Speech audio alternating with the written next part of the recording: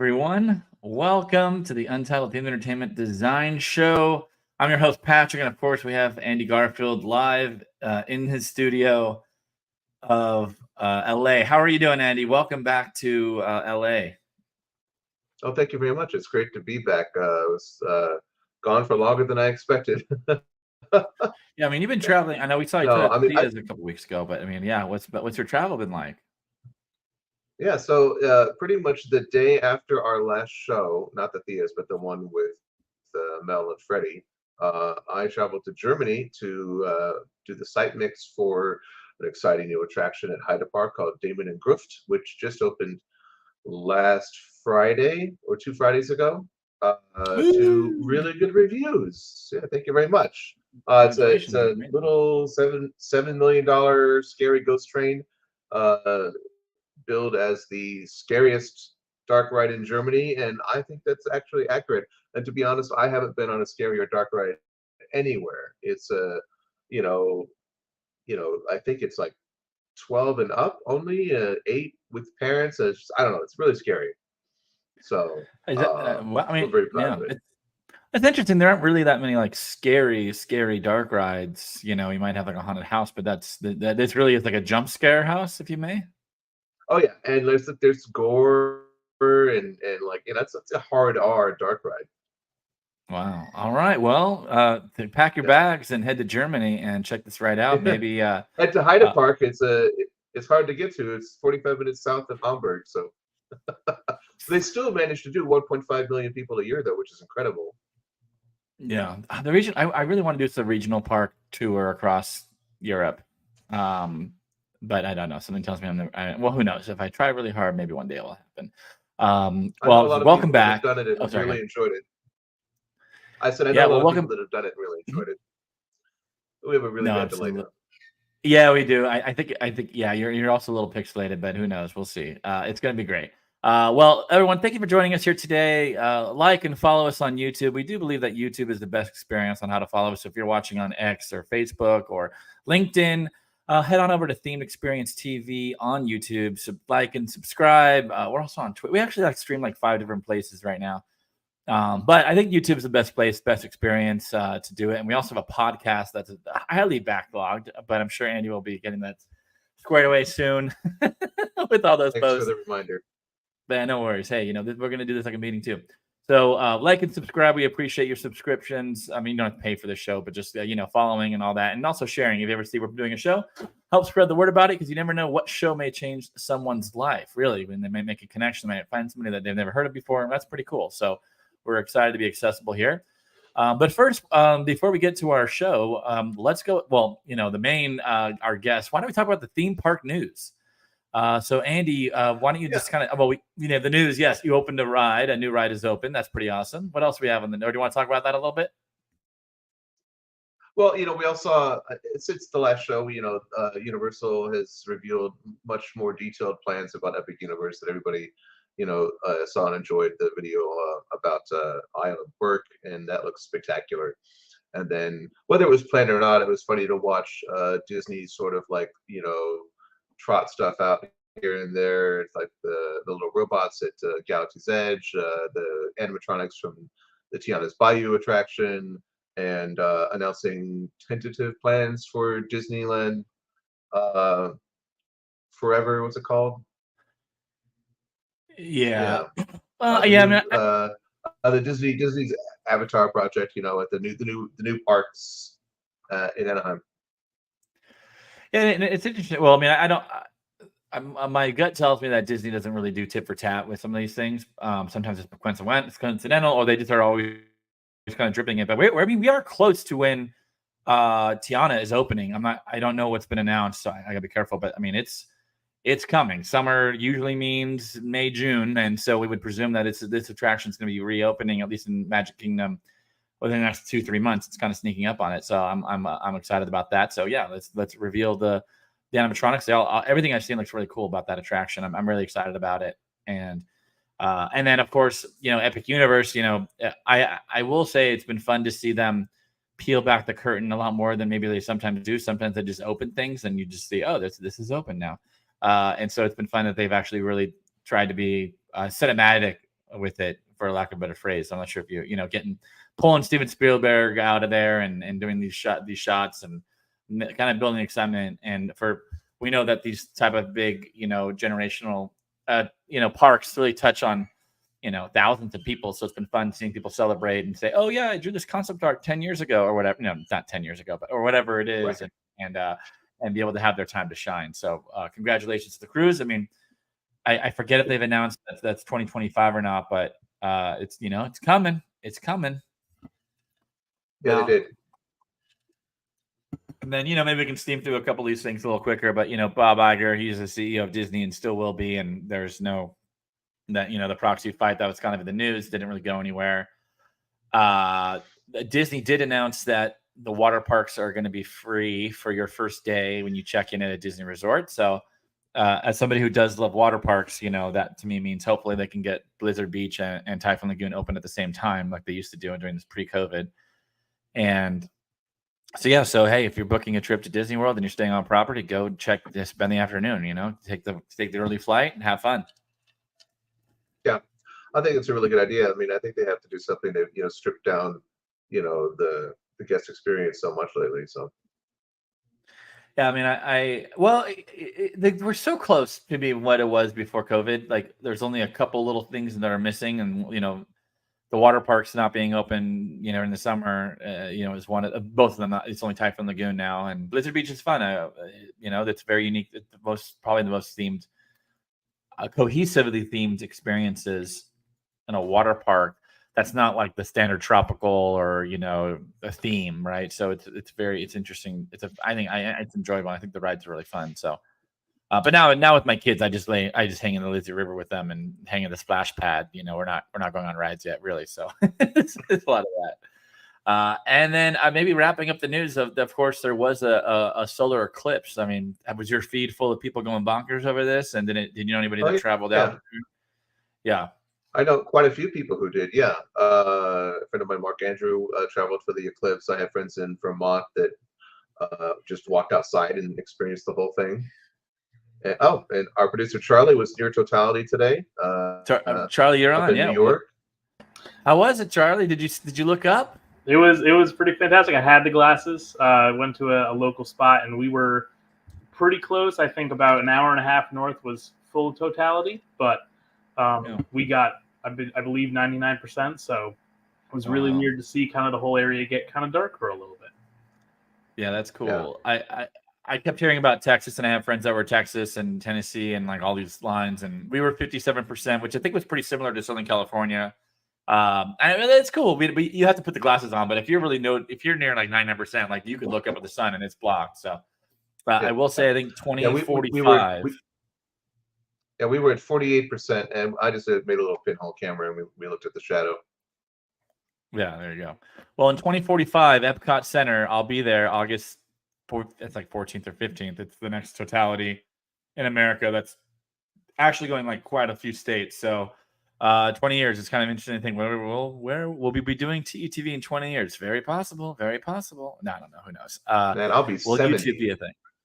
Yeah, it's like you start to think of your your mortality when you think about these long things, or just go to Iceland in 2 years or something like that. So that was fun. It was interesting to see how pumped people were. And I think the cloud started clearing a little bit over Texas. So I have friends in Texas that were able to see it, even though it was covered up. And I just I had my glasses when I was walking through my neighborhood and trying to keep offering it to people. And people were like, no, I'm good. And I'm like, no, come on. It's really cool. It looks cool. But anyways, let's go ahead. Charlie, by the way, thank you for everything that you do behind the scenes. You don't get to be the face of this network like Andy and myself do, but you do a lot of work nonstop, round the clock here, and you really are our resident guru graphics guy. So appreciate all that you do, and I know you're having a great time with Adirondack Studios. Hopefully, we'll have Adirondack on this show. And honestly, it's an open invite. Anybody, if you're out there and you want to come chat with us, we would love to chat with you. We have a lot of more. We have like a pretty big pipeline of people and companies that want to join us, and we want to be as inclusive as possible. So if you're out there and have something interesting to say, go ahead and you can just comment on wherever you are, and we'll track you down, or DM us on Instagram, send a message on LinkedIn. We're pretty accessible people, and we'd love to have you on and just to chat a little bit about themed experiences. So Charlie, again, thank you for all that you do. We'll put you back in the box and the shredder above you. Your fan, and bring on our guests. So the green room, where maybe counted the M&Ms, they're all there. We have Jeffrey Holmes, Ryan Palmer, and Jimmy. Oh, I'm gonna mess this up. Langa. All right, I said both. I was hedging my bet on that one. So welcome to the show, everyone. We're so happy to have you all on. Good to be here. Thank you. I must say, I wish we had like a little sound effect button where I can go like applause, but we don't have that. We will work on that, right, Charlie? Well, we're really excited to have you here and welcome you all on. We'd love to start off with, can you just give us some personal introductions about who you are and, what you're doing here? We'd love to hear that. We'll start with Jeffrey. Okay. Well, my name is Jeffrey Holmes. I am the creative principal of IWG.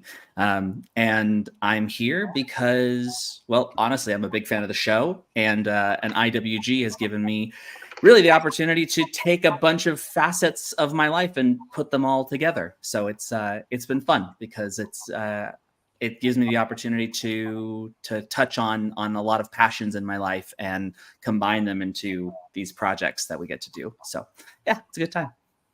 Cool. Well, welcome to the show. And we always love to have fans on the show. You know how this goes. What do you think so far? Is it fun being here real live in real time? Yeah, it's really cool. And I think everyone in themed entertainment feels this way, but to peek behind the curtain and understand how it actually works to put on a show like this. Yeah, it's really fun. Well, and we're going to presume that our super fan, Ryan, no, I don't know if you switched before or not, but welcome. How are you, sir? Good. I won't show the custom tattoo I have of your face, man. On I will do that often. Oh, it's so funny. Yeah. Oh, man. Yeah, my name is Ryan Palmer. I'm the technical principal of IWG Productions, and it's a pleasure to join you all today. IWG is allowed us to keep entertaining the world, and it's a passion I think we all have and share together. So it's a real treat to join you all today. Well, we're excited to have you on the show. Really great to have you. And then, of course, we have Jimmy Langa. Once I mess it up once, it's over. It can never be redeemed. It's all good. Hello, everyone. I'm Jimmy Langa. I'm the creative director for IWG Productions. Super excited to be on the show with you today. Been working with Ryan and Jeff for some time, and very grateful to be able to have a hand artistically and creatively in many of the awesome projects that we do, and excited to share a little bit of that with you today. Great. Well, Andy, why don't you go ahead and ask the first question? I know I think your connection is going to be just okay. Okay. Well, I get it started here. It's been a weird computer day for me. Just getting back. But I mean, as you know, I've been traveling. I missed all the meetings and the prep meetings, so I'm coming in cold with you guys. So I'd love to know how did you find, what was your path into creating themed experiences? So we'll start with Jeffrey. Oh my. Knott's Berry Farm. That's it. Oh yeah, heck yeah, man. Oh, awesome. Yeah. Great. I was a film major, and I was like 20 minutes from Disneyland and Knott's Berry Farm, and I would audition for everything. Things I had no business auditioning for. Like, I don't look anything like Flynn Rider. It was a terrible decision. But yeah, the theme park that gave me a chance, it was Jeff Tucker at Knott's Berry Farm, and they brought me in to work on the Mystery Lodge. I guess I was I don't know what the term for, I don't know how Knott's would refer it to, but I was a performer in the Mystery Lodge. And then I also got to be a cowboy that robbed the train. And that was, awesome. It was amazing. That's iconic. Yeah. Yeah. It was really fun. So it's, that was kind of my first ability to get behind the curtain in an industry that I was so in love with. And then honestly from there, it was just a matter of constantly seeing who would take me. So I was at Knott's as a performer, and then when I went and moved home to San Francisco, Merlin Entertainments was opening the San Francisco Dungeon, which was the one and only dungeon brand that came to the United States. And so I started as a performer there, and then moved up to actually train the performers there. And but the funny thing is that I've always felt like I was kind of theme park adjacent. Like I never really was in like getting into the actual development side of things. And the way I got into that was actually through Christmas lights. Sure. There was a video when I was like 14 years old of this guy who synchronized a bunch of lights. It ended up on like a Miller Lite commercial. And I saw that and I was like, I want to do that. And then at the same time, I was, painting haunted houses for our like local community center and just trying to like, not even realizing what I was doing, just like clawing my way into this place. And so when I finally actually kind of got through college, became an adult, I had an opportunity to chase after some of these things. I was continually doing projects either at my house or, for some of these companies that I had been brought into, and then ended up over on the East Coast with a company that manufactured Christmas lights, and they needed someone to essentially design and direct the shows that these Christmas lights could be all created for. And so my little rinky-dink experience of doing Christmas lights turned into shows in every major theme park brand in the country. Yeah, wow. Which was awesome. And then from then on, left that company and joined Ryan with IWG, and then expanded that even further. So it's been a fun journey. Now I do have some follow-up questions. Okay. So where were you living in Orange County at that point if you were 20 minutes away from Disneyland and not? Well, you have to understand, right? In LA, it's all just about your driving technique. So 20 minutes for me, I was in Azusa, A to Z, everything from A to Z in the USA. That's what they called it, right by Pasadena. So I could take was it the 10? The 20 went straight down. There was some freeway that went straight down, and it would it would stop right at the parks. Was it 57? I'm so sorry. It's been a few years. No worries. Okay. I mean, both Patrick and I are Orange County kids. I grew up in Anaheim Hills, just like 10 minutes away from Disneyland. So that was my gateway as well. If you drove really fast and you had a carpool, you could just go straight down 20 minutes, no problem, right to the gate to gate, Hey, yeah, like you said, LA 20 minutes. It's like 20 minutes, everything's 20 minutes. And then no, and then is that dungeon still open in San Francisco? Because I'm going to San Francisco next week, and I would go to it. Okay. No. Well, I'll have to talk to you offline about what I should do in San Francisco if I have like an hour to do. Yeah, we absolutely should talk. No, the dungeon, unfortunately, COVID definitely did not. It that definitely made it struggle. I'm not speaking for Merlin or anything like that, but my understanding is that COVID pretty much killed it. Their sister attraction, which is the wax attraction with all the amazing wax figures, that's still there, and I don't actually know what they did with what was the dungeon. It might be something, but it's not the dungeon. So that must have been like Alcatraz themed and all that. Like, were they going hardcore on that lore? Yeah. What's amazing about the dungeon brand is how they've created these modules, and so the experience, like there are certain tropes that are brought in regardless of where you are, because a lot of the unique cultural history that we have has some similarities. The world experienced the plague. It wasn't just one country. So so they put in a few elements that were extremely San Francisco, like the Alcatraz experience and earthquake, or something like that. Ironically, no. That would have been a really good one. Yeah. Yeah. No, there was no. I'm available, Merlin. No. I will. And Ryan and Jimmy, we're not going to grill you this hard. Just the dungeon experiences are like a weird thing that I did, and I love the experience. It was a very immersive experience, and then the Shrek experience, which is at the London Eye, was also really incredible. Like it kind of changed my view. It was something I've never seen before like that. We don't have that kind of stuff in the States, so. But yeah, okay. So no more follow-up questions on that. Ryan, wait, where are we at? Yeah, how did you find your way into themed entertainment? There we go. Yeah, back on track. I came at it a little differently. I had a 12-year career in the audio and lighting, stage production side of the business, is kind of touring around the country working for different folks, and I was getting off the road doing arena shows for President Bush and Cheney back in the day, and landed in Williamsburg, Virginia, and Busch Gardens Williamsburg was here. So I found that family of parks, and the very next year Busch Gardens put on Christmas Town, and I was on the rigging team for that, and it turned into one of the larger Christmas consumer events in North America, and just kind of dug in. And it was interesting. The theme park kind of side of it was off my radar. And it's funny because once you find your way in, there's kind of no way out. You find the themed community, and here we are, thriving all these years later. So, No, cool. Well, great to have you. And then over, Jimmy, on to you. And then Jimmy, maybe just mute yourself if you're not talking. That's all you need to do. But yeah, we just had a little feedback, I think, on your side. Yeah, sure, no problem.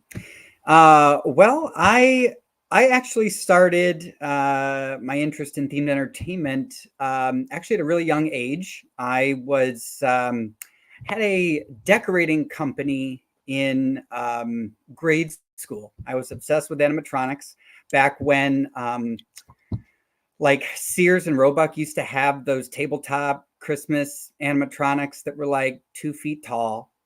And I was mesmerized by them. And my neighbors knew this, and they would gift me with them. And then I would mow lawns, and I would save up, and I'd go after Christmas, and I'd buy more of them. And I just kept buying more and more and more of these tabletop animatronics. And 6th grade, 8th grade, I'm doing tabletop displays, and people are walking through the decorated events. And I started setting up, like, I guess what you can call like a garage dark ride with these animatronics. And I'd pull people around in a little wagon in a circle in the garage. And then from there, it just kind of kept growing. And I eventually went to Bronner's in Michigan and was mesmerized by the fact that they had life-size ones. And then my family took me to Disney and the parks. And I started seeing them in all the dark rides there. And I just became obsessed with creating and decorating and curating environments and the animatronics that go with them. And so come college, we were doing corporate parties for a lot of really high-end clients. And all of a sudden the tabletops were gone, and we were doing walk-through displays, snowscapes and paths, and the guests were actually walking through it. And we were having people make custom animatronics for us at that point. And I loved it. And we would have characters coming out and immersing with the people. And this kind of escalated into a bunch of different immersive experiences and things that I've done. And then college was me kind of incorporating theater into that. And COVID hit, and I was trying to find what the next move was going to be. And Sesame Place, Philadelphia was looking for someone to do Christmas and Halloween scenic and theming. And I'm like, I can do this. So I ended up going to Sesame Place and having a really great time with that team. From there, actually, I went on to Sesame Place San Diego and helped open up the new park, which was an amazing experience in and of itself, opening that thing from scratch. I was their special events producer, and so coming up the opening ceremony and their overlays and things like that for the holidays was super exciting. Ryan and I actually met once before at Trans World Haunt Convention, and then he was installing the Christmas setup at Sesame Place, Philadelphia. So he and I connected again there, and after Sesame, it just we kind of kept in touch, and here I am now with IWG. I gotta say, I Well, feel that like sort of dovetails. Go ahead. No. Well, I was gonna say Go that's ahead. Andy, and then okay. I just feel like if we were all in the same location and I kind of just went to a theme park or had a drink or went around Epcot, like we would all have a blast. Like I feel like you guys, like you guys are really in on this stuff. Well, we do have a video about your company. Why don't we just throw to that, and then Andy, you can take it away after that.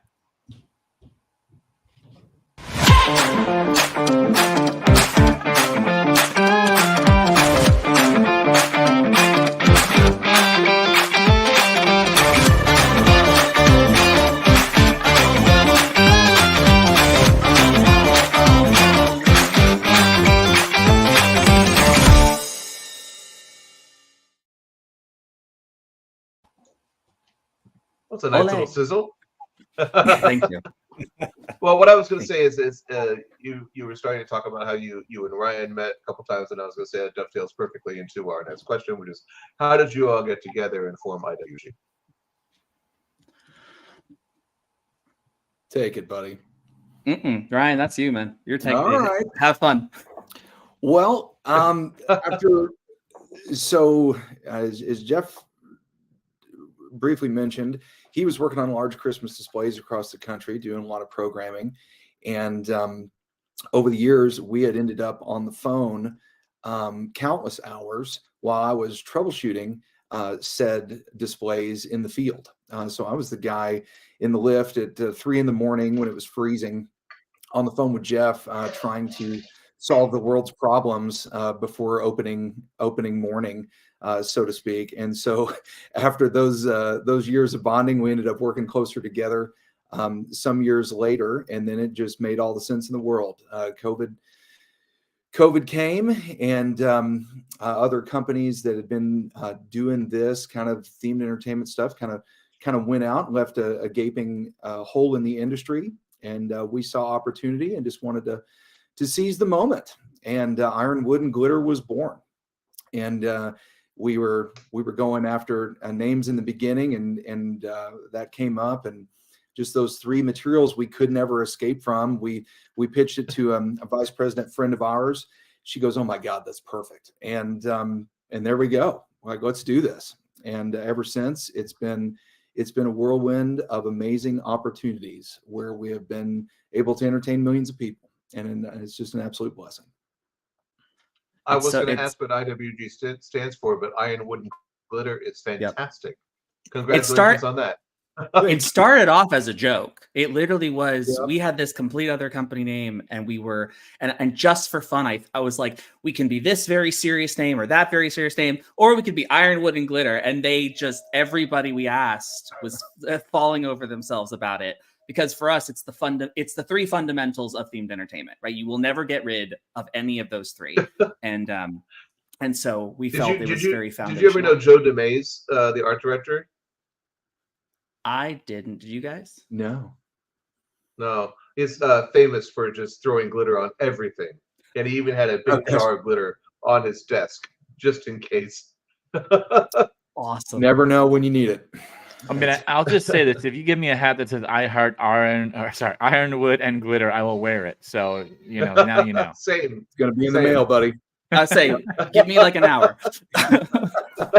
It is MacGyver that. We're gonna do this. Oh, it is funny though, because COVID definitely was eye-opening in like making you kind of reflect on what was important to you and like what you needed in life. Ryan, when I knew him a couple years before this all started, like, he had spent 270 days on the road, not necessarily straight, but like in 1 year spent, the majority of it on the road. And so, I knew that was something he didn't want to do anymore. Like, I was just starting a family, and I was like, I have no interest in spending an entire year on the road. But the irony was, I was originally going to go get a master's degree in Orlando, because I was like, if you want to be in themed entertainment, you got to go to Orlando. And COVID happened. It's like, no, we're not, all the layoffs happened. And like, it was just, it was like terrible thing. I was like, I can't go do that. And so, perfect storm of opportunity. Then this is better. Well, I mean, here you are. I mean, you're living the dream. You're on TETV, baby. I mean, you made it, man. We made it. Yeah, that's all. Well, yeah. I mean, any other fun stories about how you got started? And I mean, the name is amazing, but any other fun stories about that?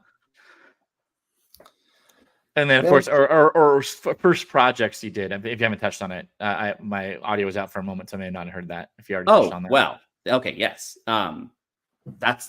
I'd love to tell you that, like, our first project was this like $7 million thing, and it wasn't.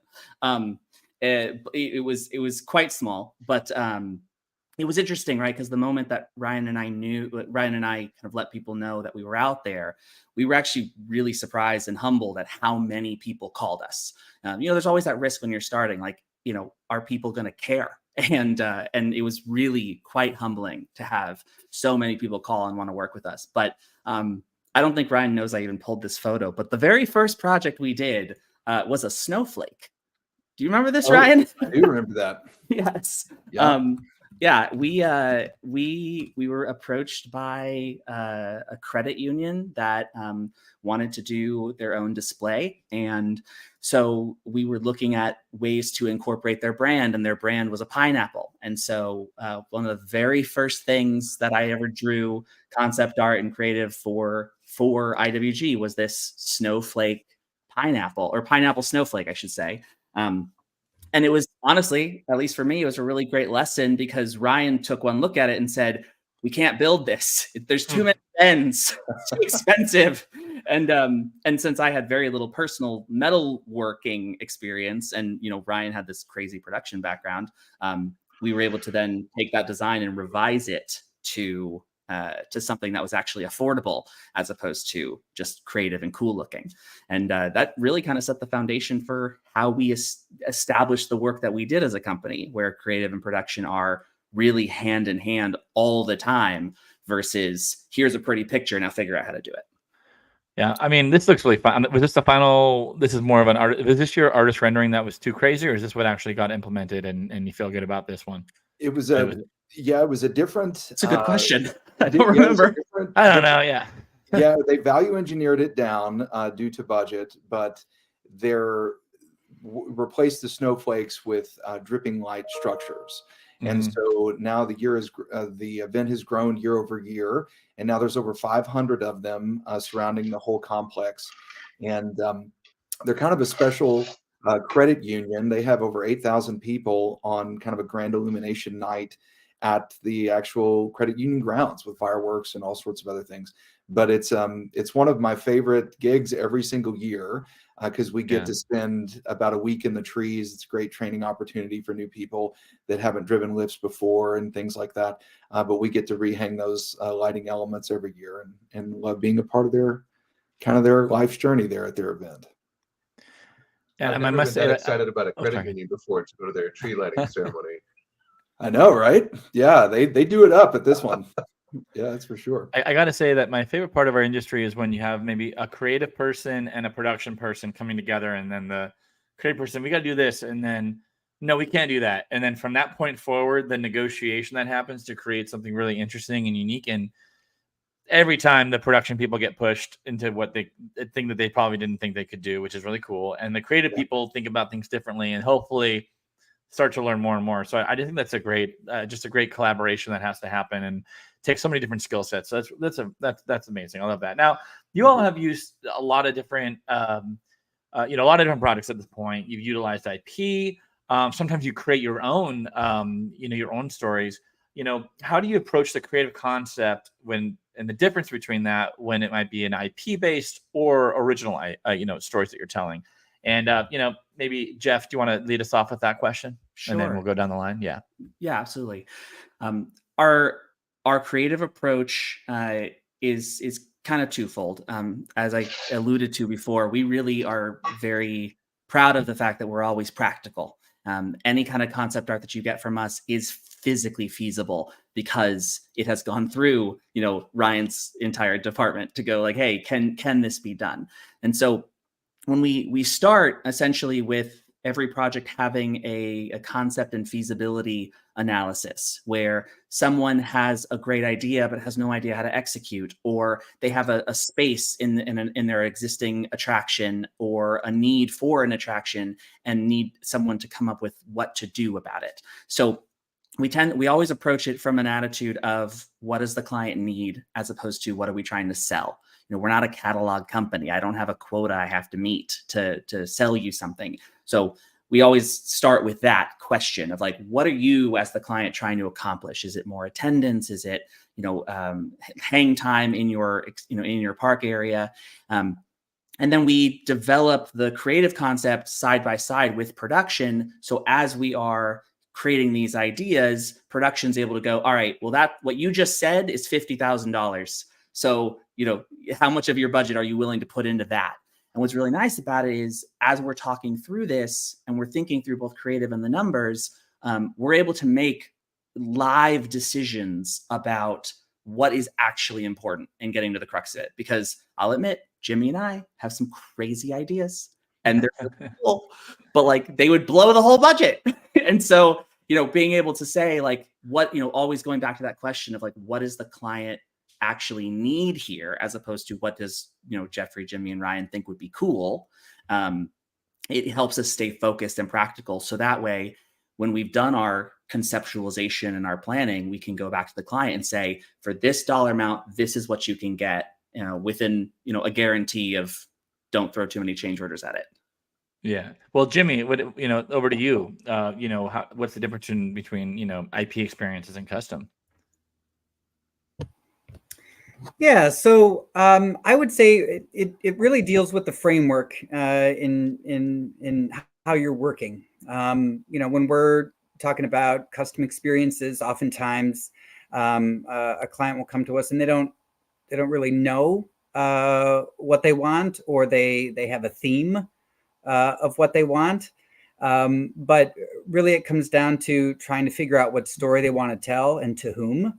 And what kind of guest impact they're looking to make. So if they have an intention for the intent of what they want the attraction to be and to do, and then from there, coming up with the story and really kind of help curating the framework is where the custom has the most freedom. And where we spend a lot of our time is really developing the story, the original characters, the world building. And it becomes more of a creative deep dive.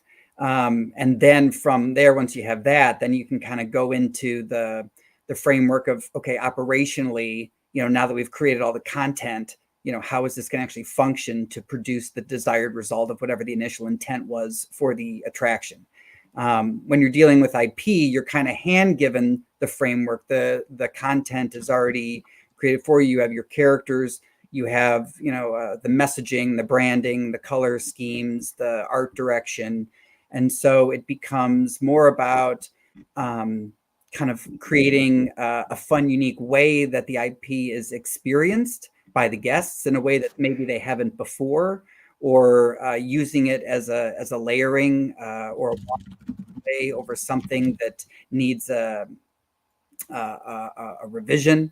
And so both have their own challenges. The custom experiences, I think, are the most fun, at least artistically, because you have the freedom to experiment. On the screen right now is one that I've worked on for quite some time. It's prototyped in Cleveland. It's called Kringle's Inventionasium. This was a fun project. It developed actually out of some of the corporate decorating that I was doing over the years with a group of people.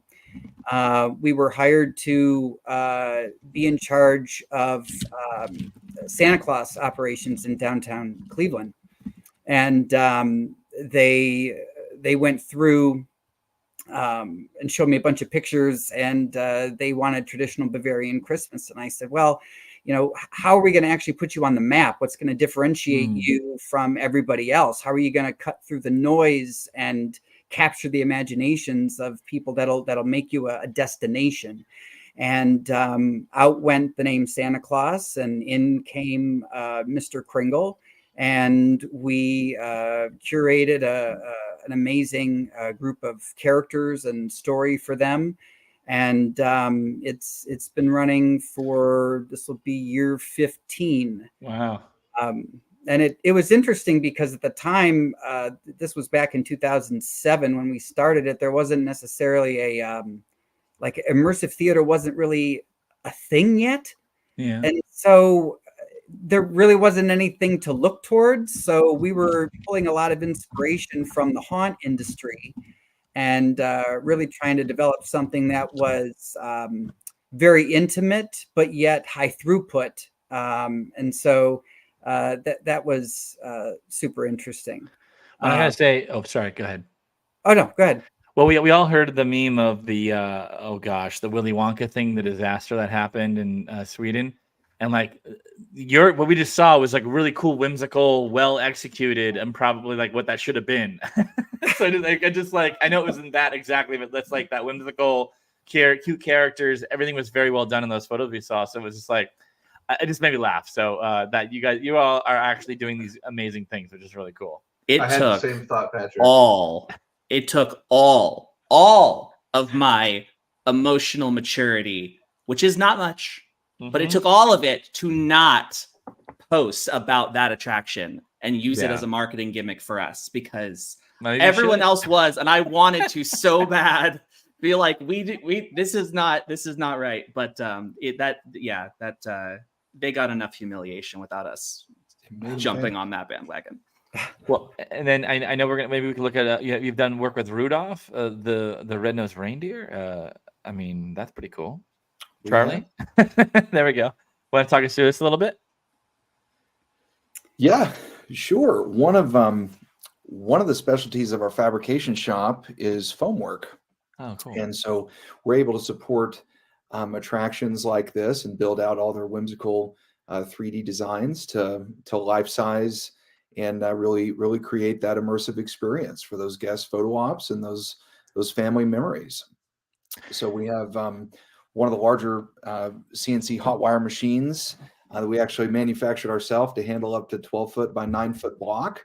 And so we're able to cut things out like this in pretty quick fashion and work with IPs like this to develop those awesome photo experiences, whether it be in a theme park, museum, or aquarium or the like.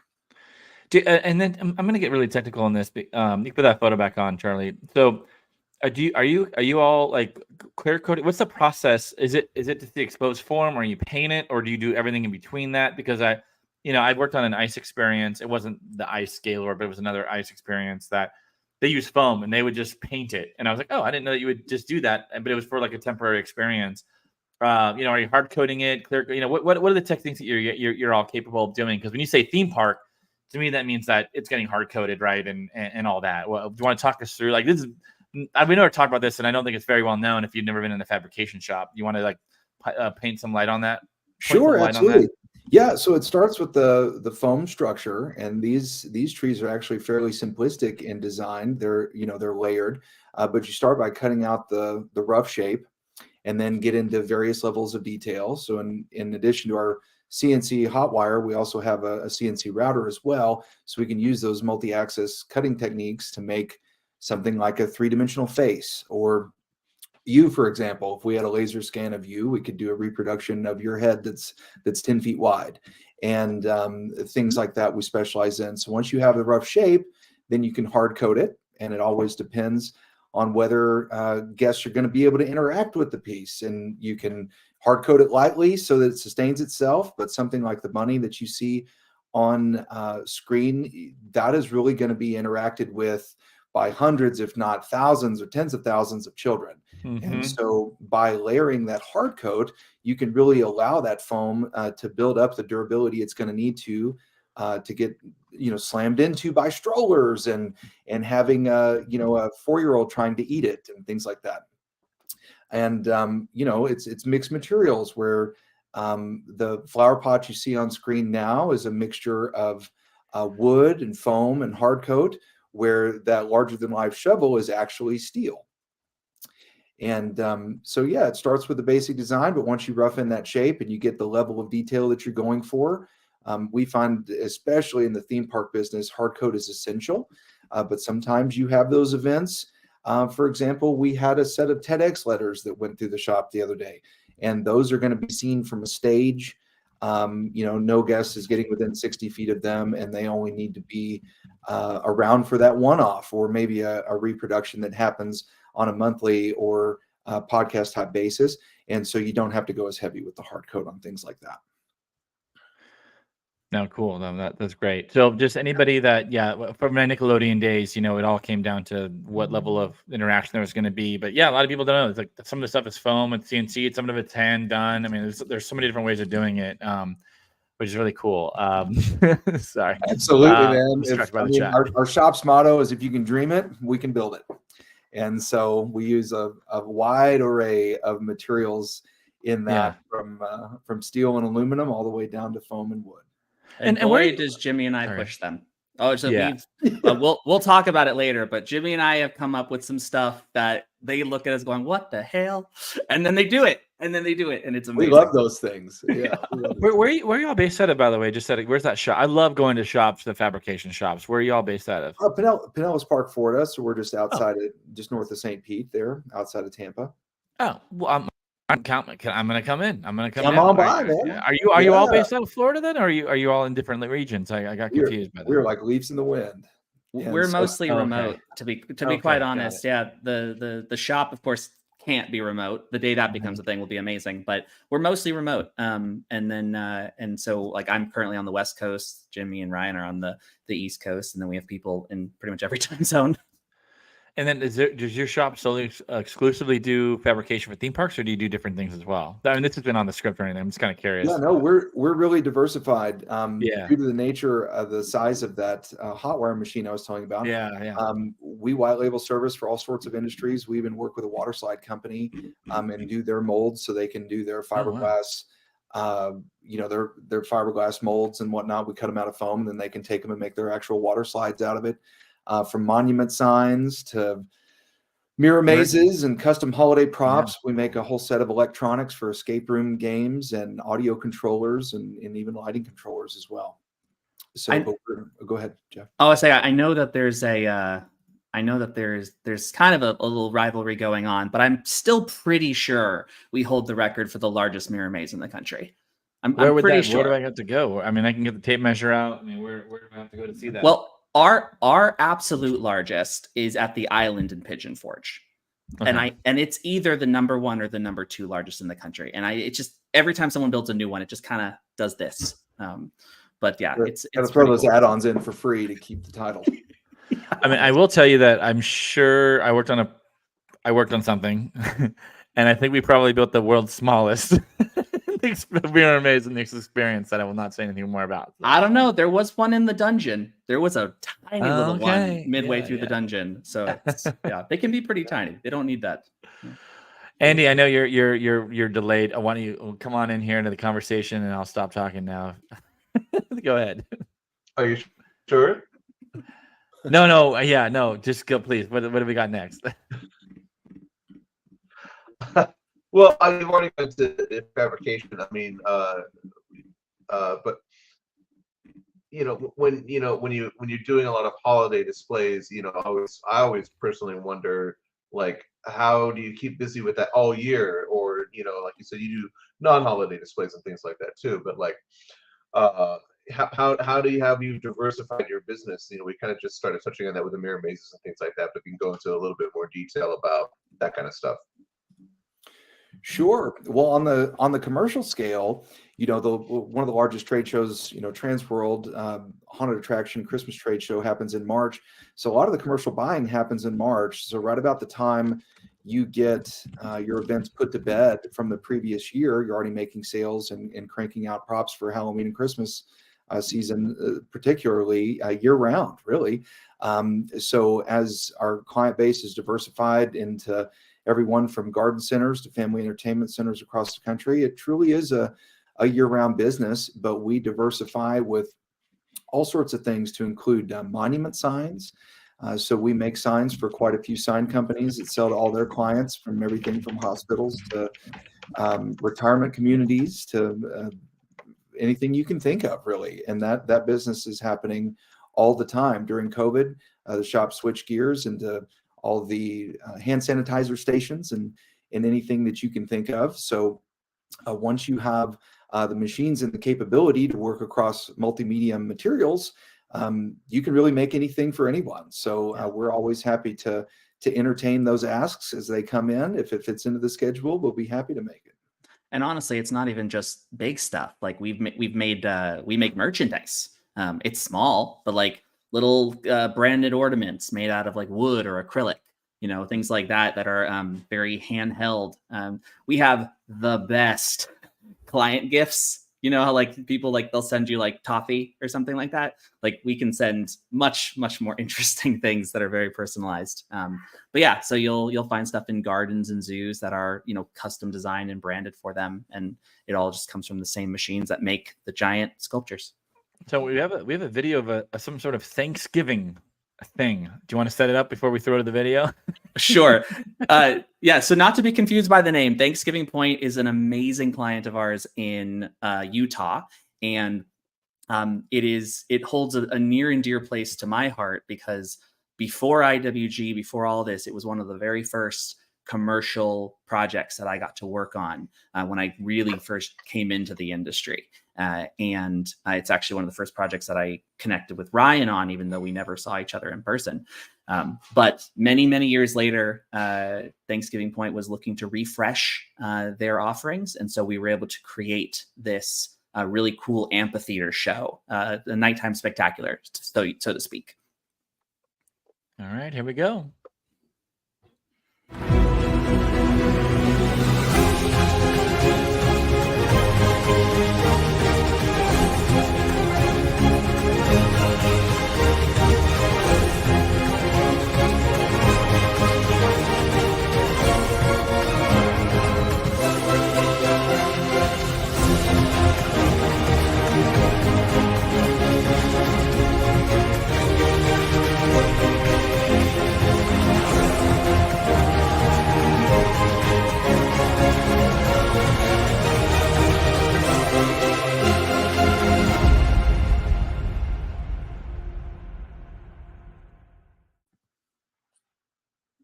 Use with permission. No, that was really cool. That's important. That use with permission is important. I found that song on Spotify and loved it so much. I was like, this is the finale of this show. But he wasn't on ASCAP. He wasn't on BMI. I had to track him down through a friend of his on Facebook in France to find him. And then I was like, I would like to use your song in this show, please. And he said no. And then I was like, no, you don't understand. You don't. Yeah, he's like, oh, he's like, right. No. Oh, he was like, it's my most popular song, and like, but you know, he's like, it's a big hit, you know, on this side of the world. And I was like, yes, but it's amazing. And I explained to him what I was going to use it for, and then he was convinced. And so yeah, I'm very proud of that song.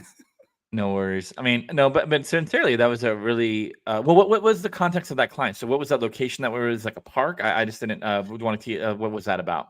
Yeah, Thanksgiving Point is, I mean, geez, call it a compound. It's this nonprofit in Lehi, Utah. I think I said that right. It might be Lehi. I think it's Lehi, and they have a number of facilities, and one of them is Ashton Gardens. And so they do this Luminaria mile-long Trail of Lights experience. And so they were looking for a way to amp it up. You get to the end of the mile and they needed that final oomph to really send you home, because, you know, as anyone in themed entertainment understands, like the emotional experience that you create, the last thing that people feel kind of dictates how they feel about the whole event.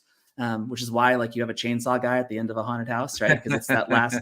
So they wanted a finale experience, and so we were evaluating the space and the fact that the garden is very, you know, because it's a garden, it's very nature based and very organic, and so we were.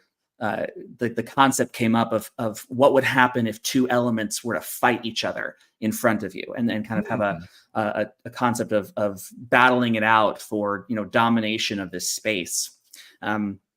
Real water fountains are very expensive. So we went into it and we said, all right, we know we can digitize water. We know we can fake water and through physics simulations, but to really have that you needed real flames. And so we did. And then it became a great show. I mean, my first takeaway from that show was I've never really seen water done like that, like trying to emulate it. And I didn't know if you're going to be like, oh, well, that's been done a million times. It's not, but that looked very novel to me. And I was like, oh, that's actually pretty cool. And you know, in a place where, you know, they don't want to have water, and, you know, I mean, I guess there's plenty of fire to go around. Like, it didn't seem like you VE'd that much. Like, there was a lot of fire in that show, and that was a very impactful ending. So, I mean, that looked really cool. So it's like, if you all are kind of like these tinkerers that create these really cool experiences. And that's just really fun to see, really, like to see that, and to see it and you know, to see the implement in that way of like, how do you top the garden walk, and then boom, fire. Well, now look, you should have seen it oh no, you should have seen it last year, because that video. I have an invite. No, it's that video is something I've held close to me. Like, we've never publicized it except for this show. And but it's that video was I want to say 2 years ago, and last year you know, the garden was like, okay, we love the show, but we're looking, we want some more like horizontal movement, because everything's very vertical. Yeah. So we brought in these flame units with an articulating arm that would wave back and forth, and it was incredible. Like, you could do all sorts of choreography with them. But yeah, I mean, Jimmy had taught me, funny enough, to look out into the industry and go, all right, what are people not doing? Like, look at what everyone is doing and what is not happening, and go do that. And so, you know, a personal desire to be a pyromaniac and the, you know, and just a general love of water fountain shows was able to blend and create this thing. Now, do people roast marshmallows while they watch the show? From 30 feet? No. It's hot. It's really hot. Yeah, it's very, very hot. Well, Andy, I'll throw to you to ask the real questions. Go over to you. Well, I mean, we spent so much time. How's my delay, by the way? I don't know. I've come back from. Don't worry about it. Restarting. Thanks. No, I mean, we've talked about so many projects. I was talking about maybe we have a lot of pictures and stuff about a case study project with the Terror Roulette Interactive Haunted House. If you guys want to start talking about that, how it was conceived and designed and fabricated. Well, I will admit, a picture is worth 1,000,000 words, and I need to take a drink of water. So do you mind? Can you roll the video, and then we'll throw it to Jimmy, if that's possible? Yes, Charlie will do it, I'm sure. Charlie? That's turnkey attraction short? It's all good. No, it would be the Terror Roulette Oscars video, but Ooh, right. Do we not have that? If you don't, that we have it. Okay, okay. So while Charlie figures that out, Ryan, what was your favorite? What's your favorite attraction? Let's just go totally off the wall. Go while we get this video playing. You're muted. Oops. Ryan, you're muted. But you got to answer that. Yeah, go ahead. I think I got you unmuted now. Go ahead. Sorry, man. No, since we're on the topic, I mean, my favorite attraction that I've been to in a while was Terror Roulette, and okay, cool. just from a fabrication standpoint, I mean, what you're about to see, we fabricated in 12 weeks, start to finish, and it's one of the crowning achievements of my leadership career. Everyone involved in this project really brought their A game, and I would take those people to war. So as we watch this, it's definitely one of my favorites. All right, well, let's watch this video, and crossing the fingers it works okay. Tonight, you will die, some quickly and without warning, others slowly and painfully. You have been selected to be victims of the Terror Roulette. The card you hold in your hand will guide you, so make sure you don't lose it.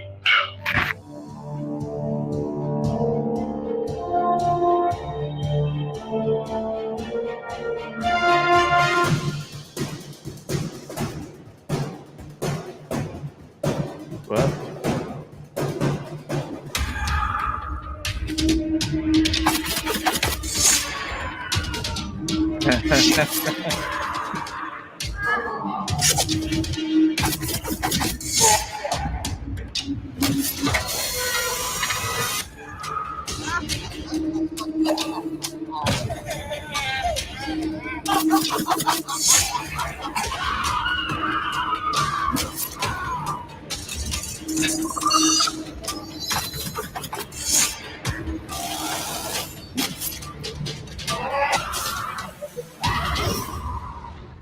So for those that are listening to the podcast, we just watched a video that was very scary. Oh my God, it's not over yet. Oh gosh, I'm sorry. That's all right. It's She still was a- going. There's people scared. Okay. Yeah. Very scary. It looked, I mean, a little bit of like a casino-ish theme, and then there was nurses, and just very scary. And when I was laughing, there was a lot of like prompts of like, I thought I died. It was amazing. Like there were a lot of fun prompts from the people. So, why don't you all talk us through this? And I'm sorry about stepping on that ending scream, but I didn't know that was coming. Which is by design, right? I mean, that's exactly. the spirit of Han. I'm about to throw this to Jimmy to talk to a lot of this, but I do want to set the stage of we were invited by a very proficient business owner and entrepreneur who wanted to create something unique, and the directive was create a terrifying haunted house. And the challenge that we found was that in Chicago, where this was, Chicago is one of the, if not the most saturated market in this industry, in the Honda industry. And so we knew that we had to go in and we had to do something that was going to grab the attention of haunters in Chicago who have already developed their traditions, who have already know the haunts that they love. We had to create something that was just so impactful that you couldn't help but go, what was that? I have to go to that. So we brought in a writer director, Scott Swenson, who is big in the haunt industry, to take the concepts and the visions that we were coming up with and put pen to paper, and then ultimately direct the performance elements of it. And it was a long fun process. I think we worked on this for a year and a half before people stepped through the door. Yeah, it was amazing. Jimmy, I'm gonna throw it to you. Over to you. Yeah. Yeah, awesome. So this took everyone's everything to really push it over the finish line. It actually started off as a zombie shootout where guests were going to be going through and they were going to have these laser guns. However, a decent way through the project, the client said, "Oh, by the way, there's going to be a laser gun moving into the center, and we don't want to have to compete with him." And so they wanted us to change the theme. So out went a lot of the R&D and concept design, and we kind of were sitting around scratching our heads going, okay, now what? Because we've got, I don't know, months to figure this out. And he wanted it to be visceral, blood and gore. He didn't want anything fictitious, no demons, nothing, no ghosts or ghouls. He wanted it raw and real. And we were trying to come up with what that would be new and compelling, that would kind of give us a leg up over the competitive market. And so we were throwing out ideas. We were talking about medieval torture, maybe transporting them back in time, or going to some place where there were medieval torture devices. And then the idea of a serial killer haunt came out, and I'm like, this is good. We've got John Wayne Gacy is in Chicago. It's real. It gives us a lot to play on, the different kinks and the fetishes of serial killers. I was like, we're onto something. And so Scott kind of took all of our ideas at that meeting, came back with a script in May, and we were kind of going through it and combing through it. And the premise ended up that guests would be invited into the Fox and the Hare, which is sort of like a front for a secret society of serial killers that would also kind of serve as our cue line. And once they are invited or taken into the back room, they're kind of met at this card table. and they're given a particular card. And what we really wanted to do here was create something that was intimate with high throughput, but had a repeatability so that we could ensure that we have guests that would be hooked and wanted to come again. And so the idea of a format came about where if we gave them a particular card, that would determine a route that they would take.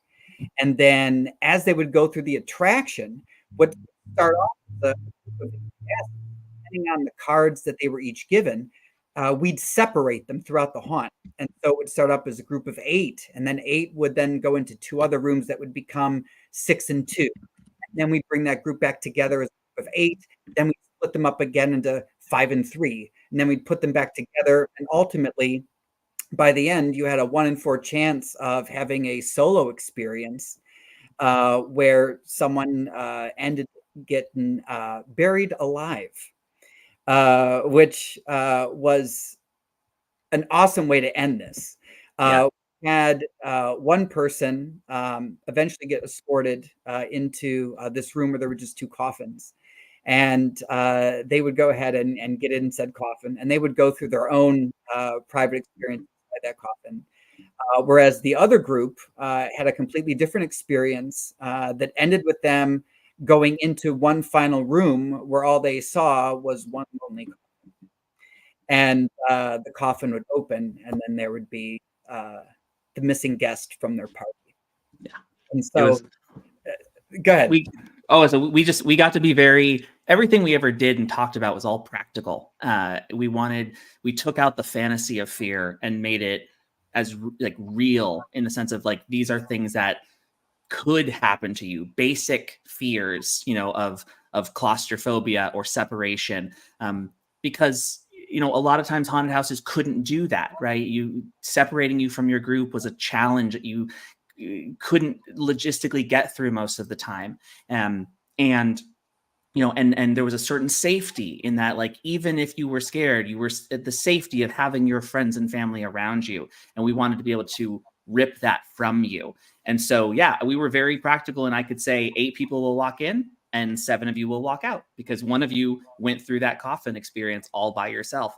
And what was amazing is once people got on board with the concept, the guests got on board with the concept, it was amazing how many people were willing to just walk away from their groups and experience something unique that only they got to do. The only real fear that I had was not being able to build it in 12 weeks. Yeah. Oh, please. I mean, what are the challenges of that? Oh my goodness. It was incredible. Yeah. Yeah. One of the huge challenges that we had was really trying to figure out ways of getting the guests doing rather than just existing. There was a learning curve. We had lucked out with a really amazing cast. Half of them were performers that had acted in haunts before and had genuine haunt experience. The other half were actors from community theater, Shakespeare theater that wanted to get into the haunt industry. And so we had this interesting mix of professional performers mixed with professional haunters. But both, some didn't have immersive experience before, and the haunters that were familiar with the haunts didn't have the experience of having guests trapped in their room for 90 seconds and having to fill that time. And so it really became a challenge of trying to put enough content in there, activities in there, to one, have the performers have all the tools required to feel comfortable with the improv and to get them to play off of the guests and accomplish the activities and the tasks in time, or to stretch them out to fill the time, was a huge challenge that we had. But eventually, I would say we've ended up finding our stride at the end of week 2. Everything just kind of came together. Something just clicked. And we found, what was working, what didn't work. Thank goodness we had cameras that we were watching everything in real time, and reading the guest feedback from start to finish and just fine tuning this thing as it went. It literally was a living, breathing machine, and we just kept dialing it in. But we finally got there, and man, was it fantastic! To speak to that interactive part, one of the most popular rooms that only half the guests got to experience was the clown room, and it was I know it was one of Scott's passion rooms because he brought in a character that he had been ideating on for a long time. And what we had the guests do was literally sit in these chairs and paint themselves with blood. They were, encouraged, highly encouraged by the actor to paint themselves with blood. And so when they got to the end of the attraction, the other guests that were in their party were like, "What the hell happened to you?" Wow. And it was great. And so that repeatability, made this a thing that people wanted to come back over and over and over to experience. Even down to there's a certain reality that there's a repetitiveness to being a haunt performer. And so we wanted to make that more interesting for the haunt actors. So for example, like in the room that you're looking at now, there's a jump scare in this room, but we gave the actor the ability to control when that would happen and where it would happen. So they were able to target the guest that they thought was going to elicit the best reaction every single time, having gotten to watch them for a good 60 seconds before that jump scare actually happened. So it became very personal every single time. And it was awesome. It was fantastic. Watching through the cameras was muy guapo. It's really good. Well, I mean, we're honestly, we're way over our time. Like it feels like we've only talking for 5 minutes. But when we have questions from the audience, which we do, first off, just Tim said, "Woo."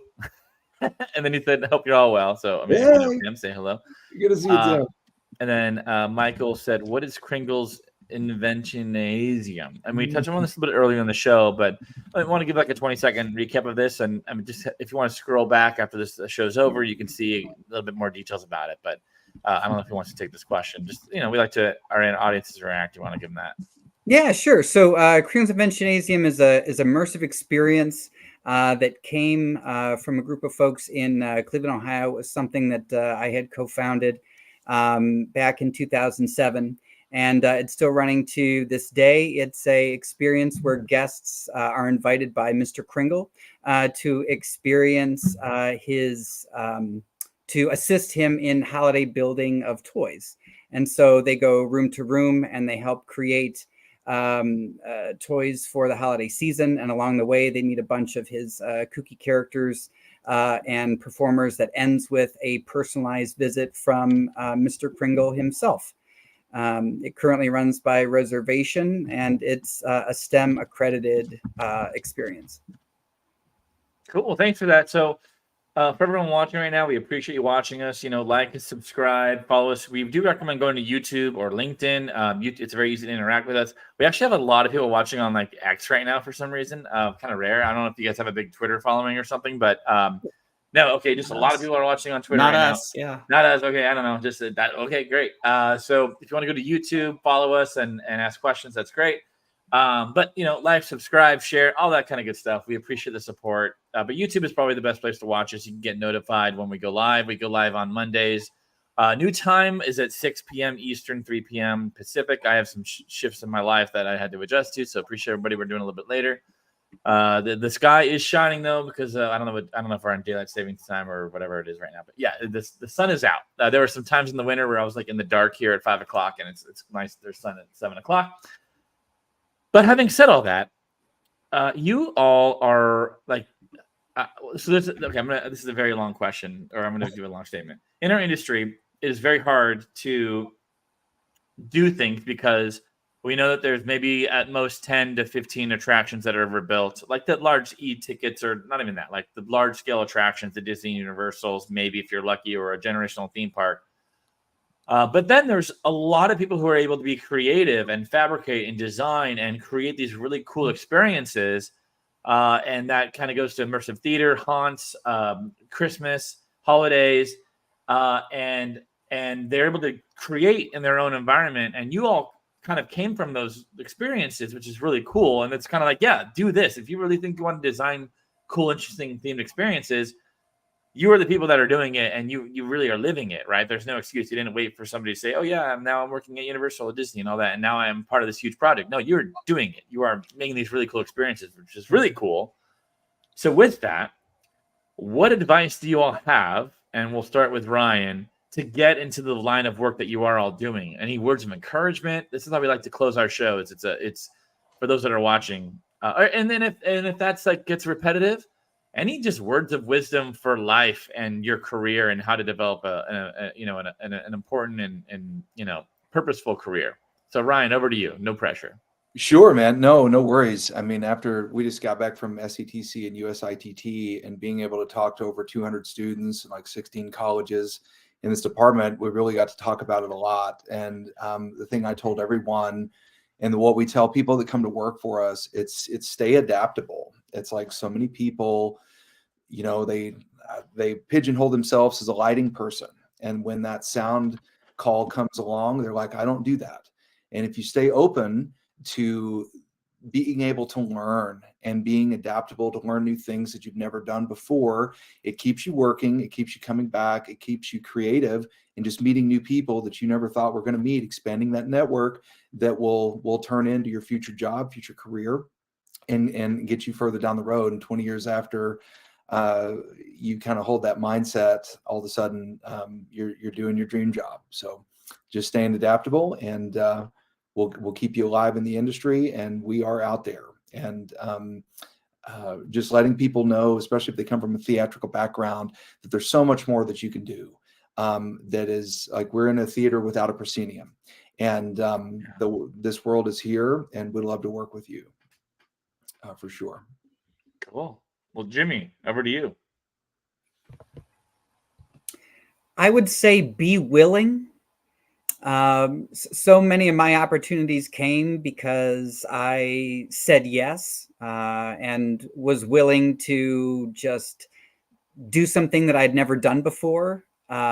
So be willing to try something new and be willing to accept something that may not be exactly it, but will perhaps lead you to where you want to be. And give it your all. It is a very small industry. Everything that you put into it, believe it or not, will get noticed. And just be willing to take advantage of any opportunity and give it everything that you've got. No, appreciate that, Jimmy. Well, over to Jeffrey. You know it. Here we go. Yeah. Well, during COVID, right, when TETV came out, like there were a lot of us that were, diving into to just be accessible. And I had people who talked to me, and I had people that were willing to talk to me, and that was really nice. But one thing that I did notice with a lot of students coming out is I'd ask them, what is it about themed entertainment that you want to be part of? What's driving you to do this? And the common answer that I would get is they say, oh, I love the idea of everyone coming together and just generating all these really cool, great ideas of things we can do and projects we can do. And just like I love that ideation process. I was like, okay, great. That's a meeting. That's not a job. That's one. Yeah, that's one part. So I push the question back. I say, okay, great. What are you going to do for the 6 months after that meeting?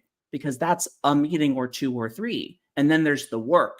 So I think the advice that I would give is come in with a skill set, something that you can market yourself as, because eventually, yes, you will be invited into those meetings. But the way you get into these companies is because there's a need. There's like, I need someone who can sew costumes. I need someone who can write. I need, what is that tangible deliverable that you're going to offer? You may have 3, 4, 5 tangible deliverables, and that's great. You can offer those 3, 4, 5 tangible deliverables, but know what they are. And anything is not the correct answer. It needs to be a tangible that you can articulate, because that is what's going to put into our producer heads which box I can drop you in to at least start out. And then from there, break that box open and do a whole bunch of other stuff. Yeah, and I must say to that, when I first started out, like, I was kind of trying to figure my way out in the industry and all that. And people really want to know very hardcore skill set. And I was around a group of people and I don't know if I should tell the story. No, I was like, what is your skill set? And their answers were very much so vague and like, oh, I'm a people person. I'm like, no. Like, what's your software skills? Like, what are you bringing to the table on that front? And I'm editing some of the facts on that. But it's like, yeah, be very specific. Like, oh, I can draw CAD. I can draw whatever you need. I can use Revit. I can use that. Or I can write. Or I can take your story and write a whole treatment for it. It's very important. And a lot of, even though I came from more of a wishy-washy background, my path, companies need that. Like that first big break, they need that. Like, okay, yeah, but where do I put you in? And right. So that's great advice. It's honestly, it's you helping me find a place to put you, like you said. Yeah. Right. And I've at USITT and these other places, I've had kids sit down and they're like, what do you want to do? Or like, what are your capabilities? They're like, oh, I'll do anything. And I understand that they think it's I'm willing to do anything, which is exactly right what Ryan and Jimmy have said. But like anything is not a tangible. Nothing. Yeah, I can't help you with that. Yeah. I got to write. Go ahead, please. Go ahead, Andy. I was gonna say I've had sorry about my delay. I've had one kid come to me through one of the various channels and express an interest, a strong interest in doing music for theme parks and shows and rides and things like that. And I said, oh, well, do you have any music that I could listen to? And he's like, oh no, I haven't written any music yet. That's what I want to do. And like they hadn't actually written any music for anything ever. And they're just like, but when I do, I want to do it for theme parks. I'm like, okay, buddy, listen. You know, and they're like, oh, yeah. And then it's like, do I just send my demos to music departments? And I'm like, it's really complicated. Yeah. And most places don't have music departments. Like Universal Creative and Universal Studios doesn't have a music department. They have some lawyers and some creative directors and show producers. And that's it. Firm or something, yeah. Yeah. Well, great advice, and so I'll just say this, you're all very accessible. What's the best way to get in touch with, Iron with Glitter, IWG, to say, hey, we want to work with you all, and I presume you all are open for business, ready to take on clients, and how do they get involved, or people who want to just get to know you, or intern, or get jobs with you? How do they get in touch with you all? Absolutely. Hello at IWGProductions.com is the best way. And that's where the conversation starts. And a lot of the times on the client side as well. But definitely, if you're interested in employment with us, hello at IWG is the best place to start the conversation. No, cool. Well, all of you, this has been a lot of fun. Like we went really long because it was just such a fun conversation. Not to say that our other guests are not fun, but it was just very, like, I'm looking at this, all the questions we didn't get to yet. We'd love to have you all back anytime. If you have a really cool project to share during haunt season or Christmas season, come on back. We'd love to share it and like really do a deep dive into the experience. We love haunts. Like I would love to work on a haunt experience one day. That's like kind of like my white whale. I've worked on a Christmas experience, which are a lot of fun. So it's just fun to get people that are like, you're in it, you're doing it. And what's really fun about working with companies such as yourselves, like, you guys have so much freedom to do amazing things. And, you probably get clients that really trust you, and you get a little bit of input, and, you really run with it. And there's not a ton of bureaucracy coming in and telling you what you can't do. It's more about you all just making it happen, which is really like just so pure and for creating experiences. And based on what we've seen today, the immersive theater aspect of it, just and how thoughtful you all are, it's been quite a pleasure to hear more about it. And it's been a pleasure to talk to you all. So we really appreciate you coming on. That's very kind words. Thank you. Yeah. Well, Andy, who's on a 20-second delay from LA for some reason. Maybe it's the total expense. Spectrum has really been struggling today. I apologize.